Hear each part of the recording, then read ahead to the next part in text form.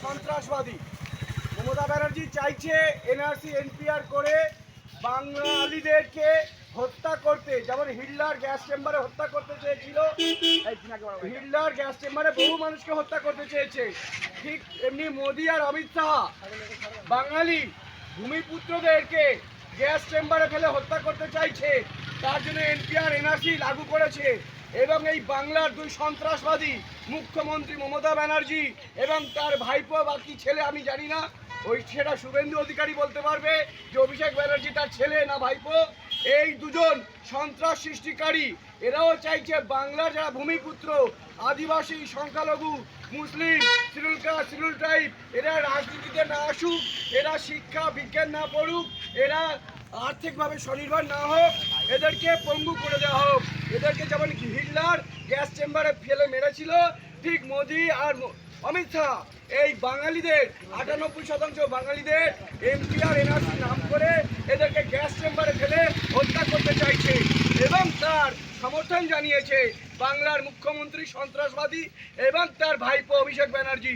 এই দুজন সন্ত্রাসবাদী ভূমিপুত্রদেরকে গ্যাস চেম্বারে ফেলে মারতে চাইছে, যারা অমিত শাহ আর মোদি তাকে সমর্থন জানিয়েছে। কিছুদিন আগে বলেছিল কে কে ছিছি, এখন কিন্তু কে কাকে আবার মেনে নিয়েছে। মানে বাঙালি ভূমিপুত্র যারা 98% মানুষ, এই 2% মানুষের হাতে হত্যা করতে চাইছে মমতা ব্যানার্জি ও অভিষেক ব্যানার্জি। এর বিরুদ্ধে ইন্ডিয়ান সেকুলার ফ্রন্ট লড়াই জারি রাখবে।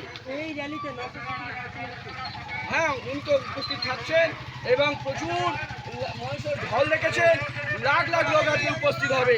আজকের এই যে অভিষেক সন্ত্রাসবাদী, মমতা ব্যানার্জি যে সন্ত্রাসবাদী, এই যে অমিত শাহ আর মোদি বাঙালিদেরকে গ্যাস চেম্বারে ফেলে মারতে চাইছে এবং মমতা ব্যানার্জি কিছুদিন আগে এর বিরোধিতা করেছিল, আজকে কিন্তু ক্যাকে সমর্থন করছে। এর বিরুদ্ধে আমরা ইন্ডিয়ান সেকুলার ফ্রন্ট রাস্তায় নেমেছি, আগামী দিনে আরো বৃহত্তর আন্দোলন হবে।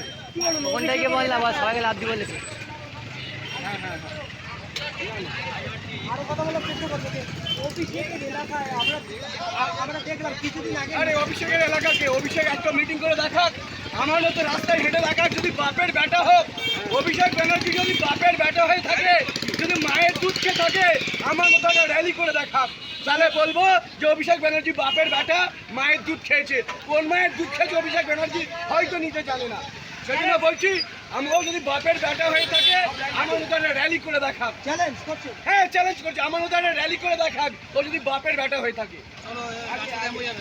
অভিষেক বন্দ্যোপাধ্যায় সবসময় বলে ডায়মন্ড হারবার মডেল মডেল, কিন্তু আমরা আসার পথে দেখলাম রাস্তাঘাটে কোনো উন্নয়ন নেই।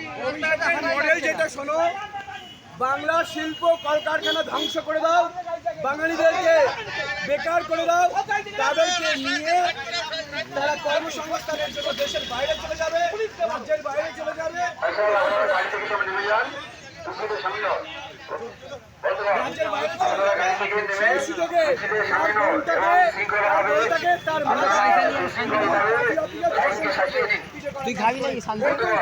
মডেল অভিযোগের কথা শুনলে দুর্নীতি সরকার